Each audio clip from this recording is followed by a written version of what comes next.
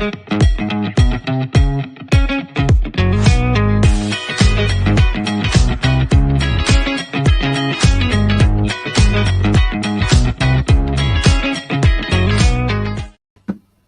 welcome back to Leicester Fan TV. This is the Fox's Focus show. We'll be discussing all things at Leicester, mainly the game at the weekend when we played Coventry at home, which ended in a kind of like I say disappointing, but like a unsatisfying draw, I'll say. Evening, Jono. Nice to see you, mate. Yeah, I left the ground a bit wound up, if I'm honest, a bit frustrated. I think a fair few fans did, especially with that Mavididi miss, and he just ruined the chances that he didn't take, and you're desperate to pick up points. You feel like he dropped 2 points at Oxford the week before, and I kind of went home feeling a bit down on my luck, but then, having had the week to process it and try and get it around my head, actually, there were some phases of that game, Jono, for me that were as good as anything we've put on the pitch this season. And the glaring kind of missing link for me in it is someone to be on the end of that and as a focal point to give what is a very capable midfield, both wide and centrally now, if he keeps sticking with James and Winks, who I both thought were excellent at the weekend. Something to aim at, because I feel like I was almost playing as a false nine, Jono, and you sit there and you think, well, there's no one in the box, like we need someone for these guys to work towards. I said in the pre-show, I said he reminds me of Kane, like when I used to watch Spurs play. He used to, in England, especially England, he kind of like tracks back. But he's not the sort of player that gets back up quickly. So when we do counter, we're left with two wingers, and then against a back three or back four, and we're like, we can't break that down. We need someone to sit there in that 9 pocket, not track back. That's not his job. His job is to stay up front.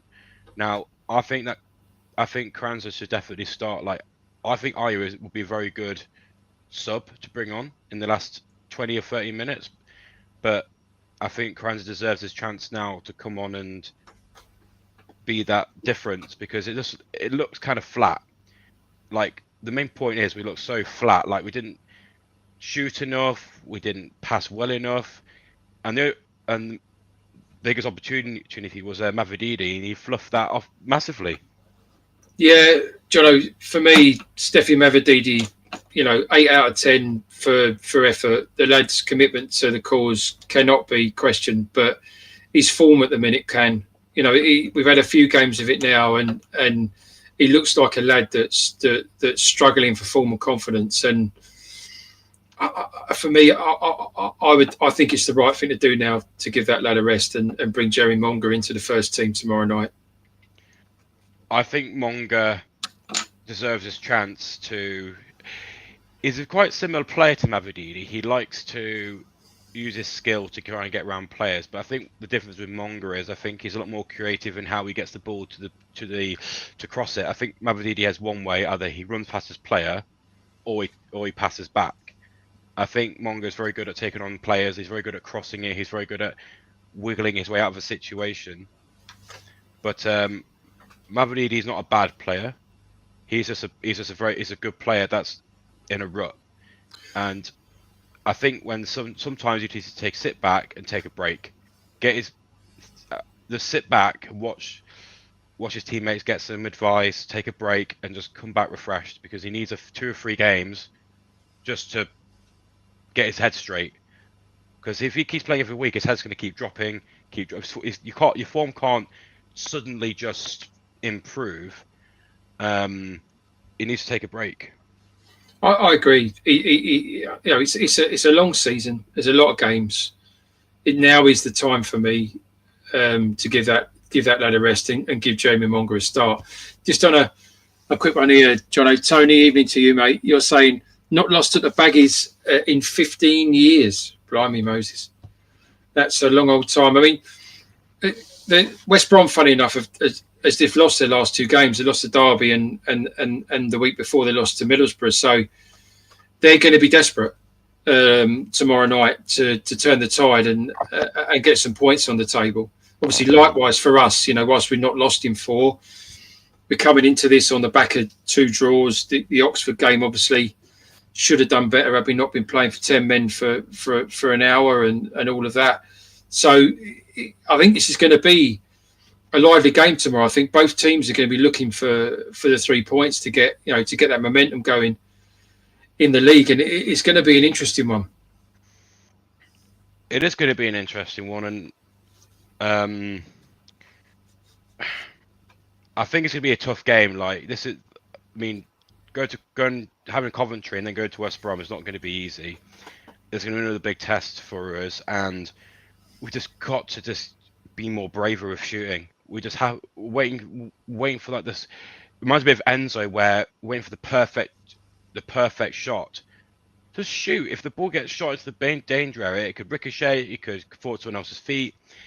Just needs to be more braver. And like I was watching it with my family, and I said same as you went with the game with your wife, and she said, "Oh, we've got no striker." Some of my people saying, "Oh my God, they're so bad at passing."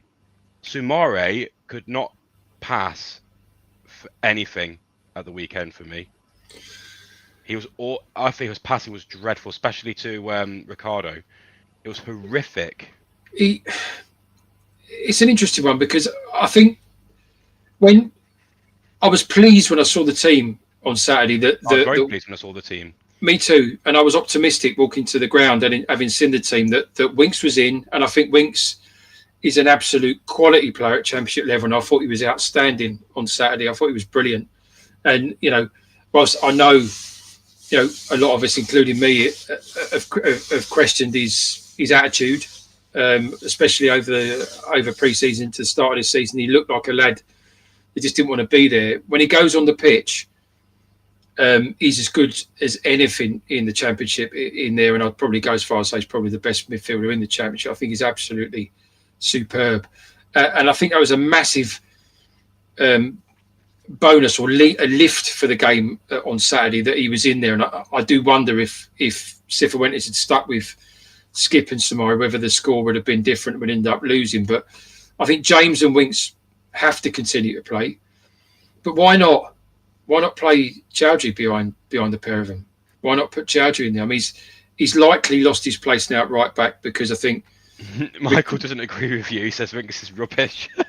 Well, everyone's entitled to their opinion, Michael. But for me, his vision and his ability to spot a pass is as good, if not better, than anything in the Championship. I think that lad is going to be absolutely key to us if we're going to have any success this season. Absolutely. But yeah, for me, you can't really take Ricardo out now because, again, I'd argue he's probably one of the best players in the Championship, let alone right backs. When he's fit, and of course Ricardo's had his challenges with keeping fit. He's outstanding, and he's playing that inverted role like he did under Maresca, where he's joining the midfield and he's getting into attacking positions and overloading the play. And I like that, and I don't think we can afford to lose that out of the team. So why not play Chowdhury, Jono, behind Winks and James? Well, Tony put a comment saying, I scored 1 goal in 6 matches and Daka in 10 months without a league goal, and it's crumbs of time. We were saying before the stream started that we need to change things up. It looks a bit flat. He needs to spice things up and change things. I think the first thing we need to do is definitely bring Kranz on instead of Ayew. Monga on instead of Mavididi. And I agree with you, Chowdhury comes on in midfield. Add that extra bit of, stick it to him attitude, put in to make a bit of difference to the game. I think we need to make a few little changes just to spice things up because the moment it's also a bit flat and a bit the samey. I mean, when Soumare turns up, Jono, when he wants to play, when he feels like it, he puts in a decent performance. But not every game. For me, Chowdhury will give you 7 out of 10 every game. He's passionate. He's committed. He'll disrupt things. If you're looking for someone to sit behind the more creative midfielders, for me, I'd go down that route. Just on a quick one before we move on, and this is something that I probably overlooked but shouldn't have. Dawn, evening to you. You're saying Bobby instead of Mavididi, then bring on Monga. Now, we know, Jono, that Cifuentes has got quite a lot of time for Bobby De Cordova-Reid.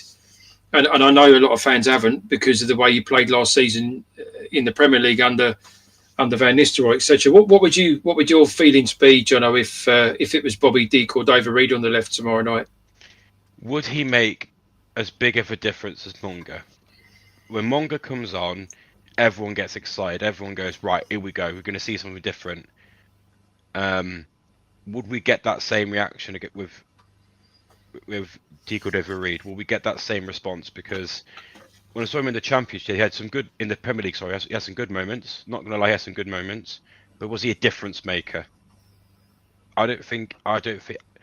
Maybe that's the reason why we should start him. Maybe he's a good, experienced player to, be consistent throughout the most of the game, and then bring him. Maybe Monga is a good sub because he's that difference maker you need in the last 15, 20 minutes when you need a goal. So maybe we don't start Monga and start him instead. I think, yeah, I think I wouldn't be upset if it went that way tomorrow. We're in a league below. Let's not forget that.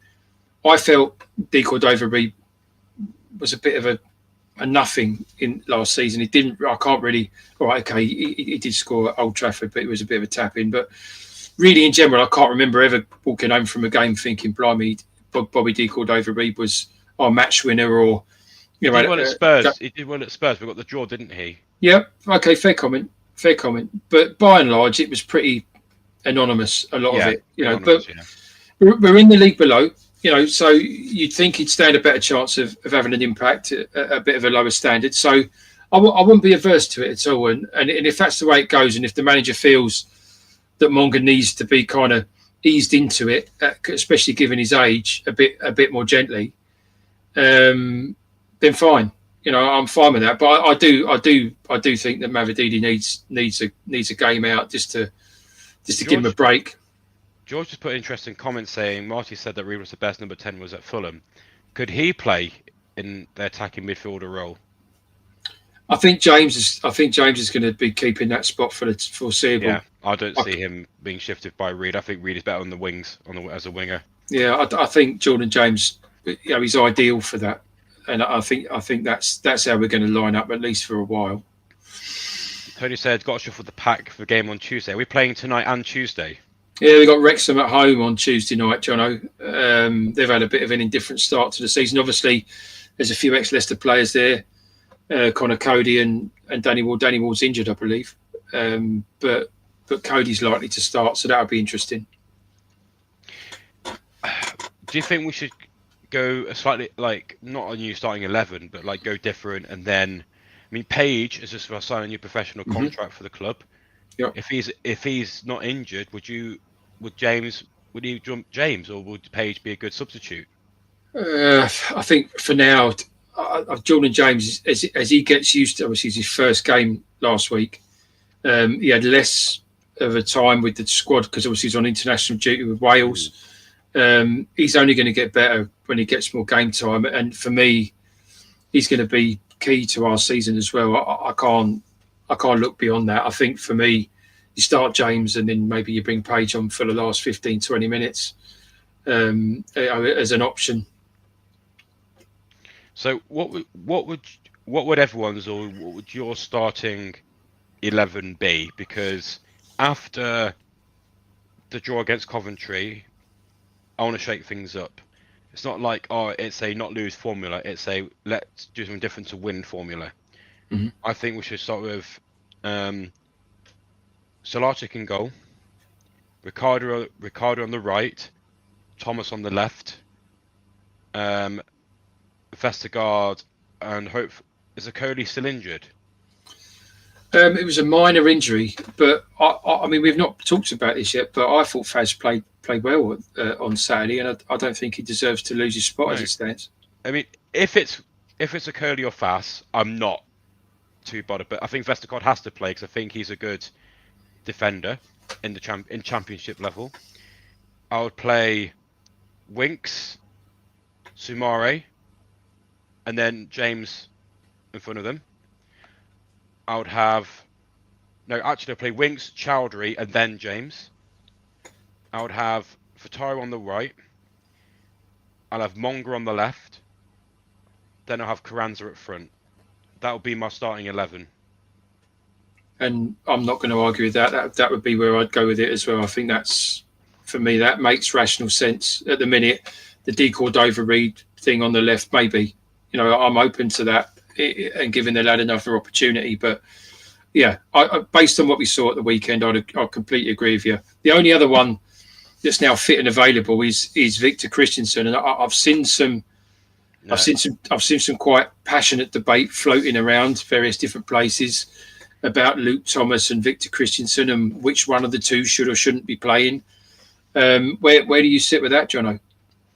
I think Luke Thomas has done nothing wrong to warrant him being dropped. I think it's Christian's place to deserve that spot. He has done nothing for me to warrant. I've not seen him had a bad performance in a long time, Luke Thomas, and he's just signed his new contract. He's hungry to keep playing. Victor Christensen has to really earn his place in training, and maybe a few cup games, with like the FA Cup coming up, to warrant playing. In my eyes, I wouldn't drop Luke Thomas in a heartbeat at the moment. Me neither. I'm with you. I think at times there's a portion of our fans that give Luke Thomas a hard time, and I don't understand it. The lad's Leicester through and through. He went as a kid. He's been at the club since a kid. He always gives, for me, a 7 out of 10 performance.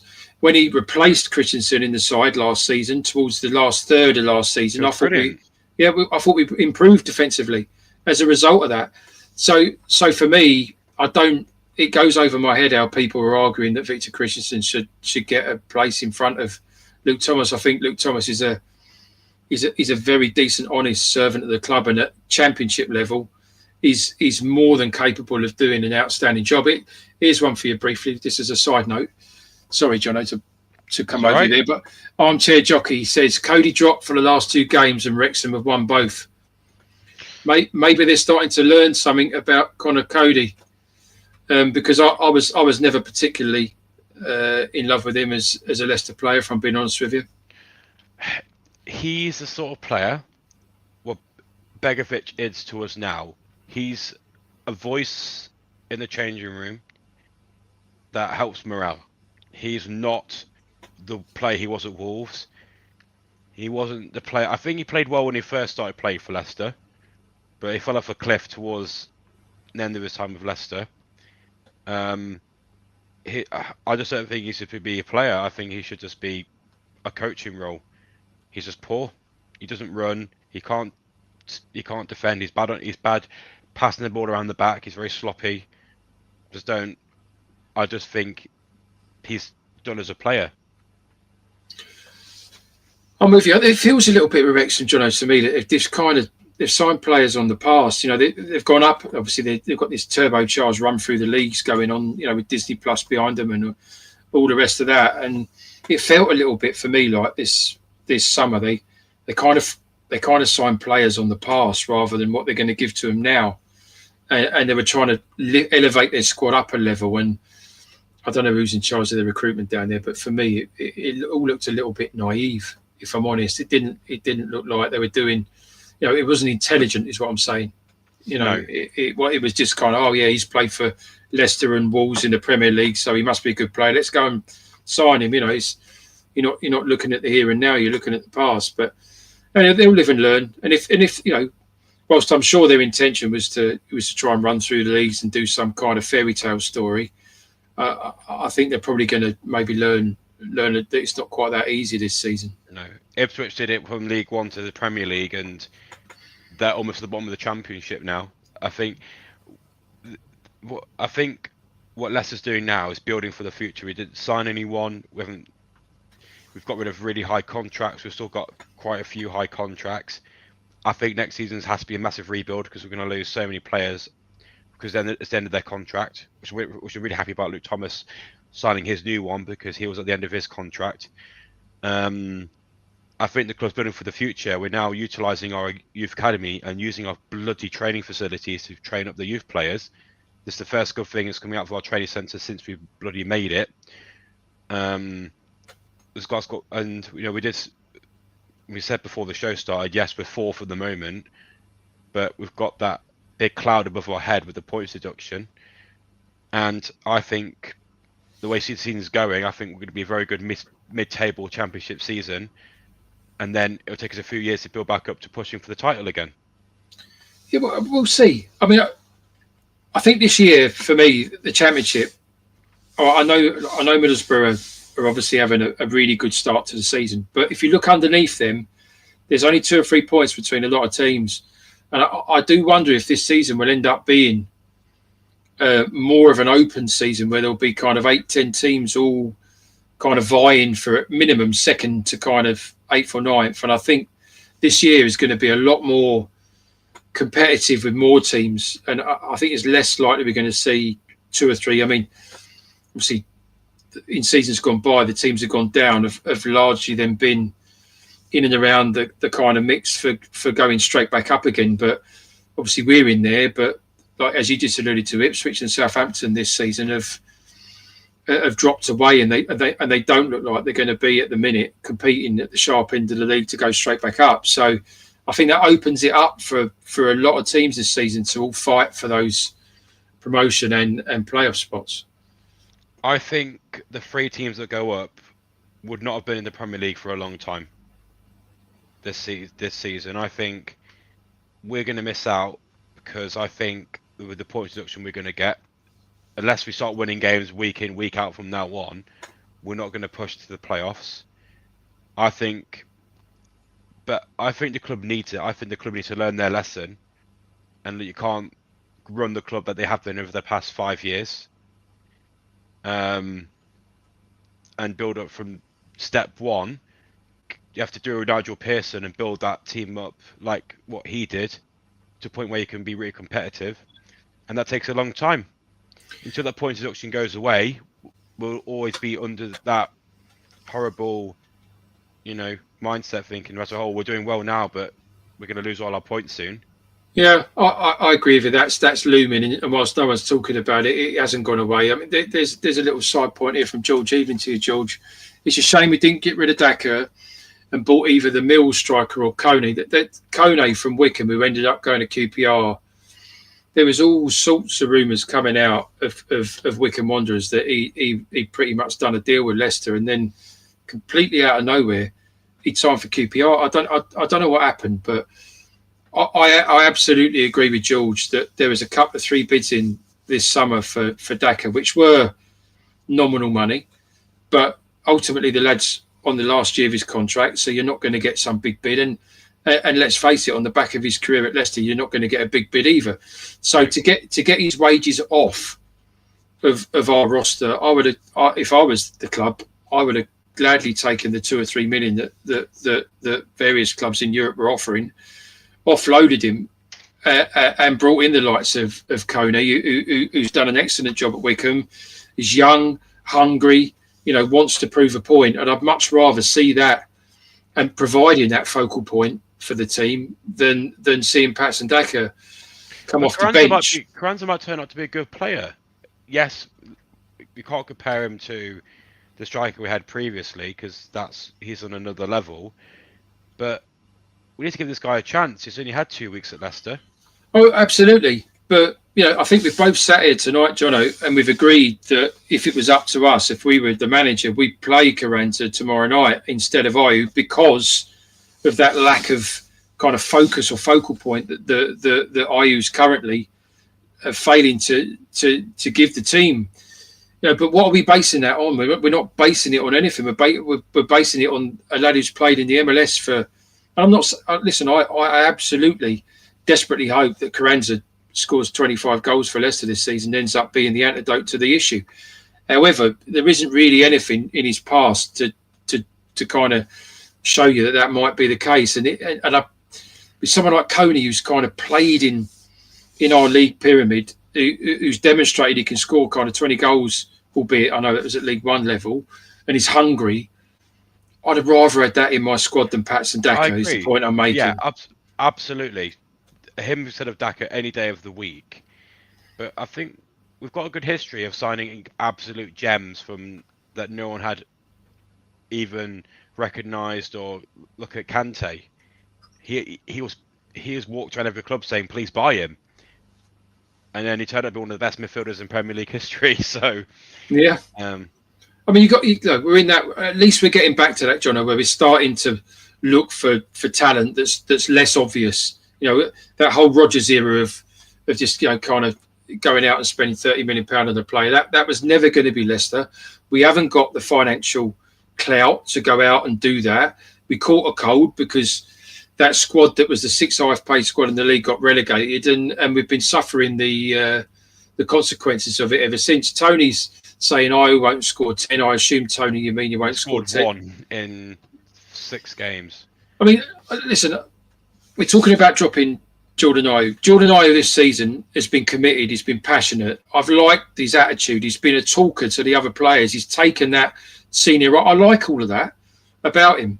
The bit that I don't like about him, and it might be, who knows, the manager might be telling him to do it, but I don't like the fact that when we get in the final third, there's no one in there. It's like, get in the box. It's flat. Yeah. Yeah. There's so many times when we got our wingers are on the outside of the box on the left and the right, and they pass it in, no one's there. And it's like, why isn't Ayew in that pocket of space to tap it in? Where is he? Anyway, going into the game tomorrow, we're on Sky Sports again, which is great because I get to watch it. We've already discussed our first 11. We both agree our team is pretty much identical. Our first 11 going into the game. If you were Cifuentes, what would your tactics be compared to Coventry, and what would your score predictions be? John, I don't think Cifuentes got his tactics wrong at all on Saturday. We were, it's one of those. If Mavididi scores that goal and we walk away with 3 points, we will go home happy. We kept the most potent attacking Championship team so far this season to a 0. We kept them out, which was to our credit.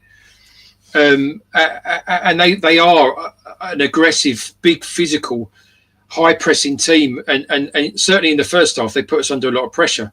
But I don't think that really, I wouldn't sit here and say that Cifuentes got his tactics no wrong. And I think the way we played on Saturday is the right way to go into the game tomorrow. If you look at West Brom, they've kind of carried on the tactical system of last season. They sit in a 4-3-3 and then they'll revert back to a 4-4-2 when they've not got the ball. They're going to leave space down the wide sides of the pitch, and I think sticking with those tactics is the right thing. In terms of score, I'm not going to go down the heart and head route. I'm just going to tell you that Leicester are going to win 2-1. I think I agree with you that the tactics were good. I saw what we're trying to do, and we kept a very good team out from scoring. We defended really well against Oxford. I thought we defended poorly and we improved massively against Coventry, which is a good sign. I just think we need to just do a bit of TLC on the passing. I think that needs to be a bit tidier. I think we need to be more brave in shooting and get balls in the box a bit more. If we do that, we'll win 3-1. I don't see. If we do, I'll give us 2 scenarios. If we play like that, we'll win 3-1. If we played exactly how we did against Coventry, it'll be a draw. Yeah, we'll see. I'm optimistic. I'd like to see a different lineup. I'd like to see a few players switched. Mavididi for Monga, Ayew for Carranza. Then I can be like, okay, that we might be able to win this now. And I think that's relevant to this conversation in terms it does depend what team Cifuentes picks tomorrow, and who's where. For me, we've got to get something up front, and I think it's time to give Carranza his first start. Absolutely, we need to give Carranza his first start, and I'm looking forward to the game tomorrow. I think it'll be a very nervy watch. I'm always nervous watching us, but I think we can, if we are more creative, I think we'll definitely we'll win. And also, last comment, a really positive about tomorrow. I think we'll win 3-0. If we change the lineup, I'll be very positive. But that's the end of the show. Your prediction was 2-1 tomorrow, isn't it? Yeah, 2-1 for me, Jono. We'll be back on Sunday for our aftermath show, and we'll be back on Monday to talk about the week coming forward. But any final comments on before we go? Yeah, I think Cifuentes is doing a good job. I think he's doing a very good job. I think what he came into and inherited, and the players that have then gone out the door as well, and we've only signed loans in return for that.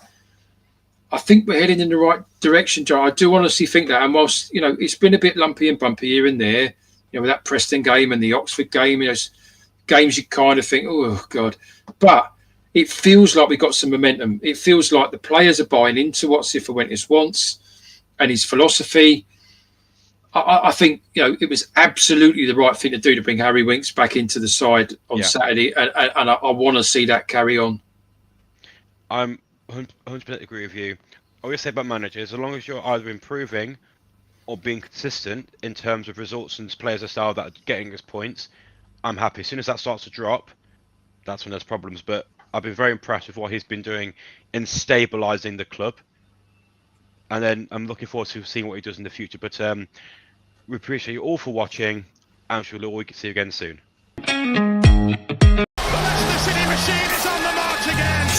Leicester Fan TV presents a variety of content like fan discussions, match analysis, and engaging with Leicester fans worldwide. We want your views live, thanks to our sponsors, Everard's, Pucker Pies, Hologram, Take Me, Newbie & Co, and the Fox's Arms. Want to watch more content like this? Hit the like button.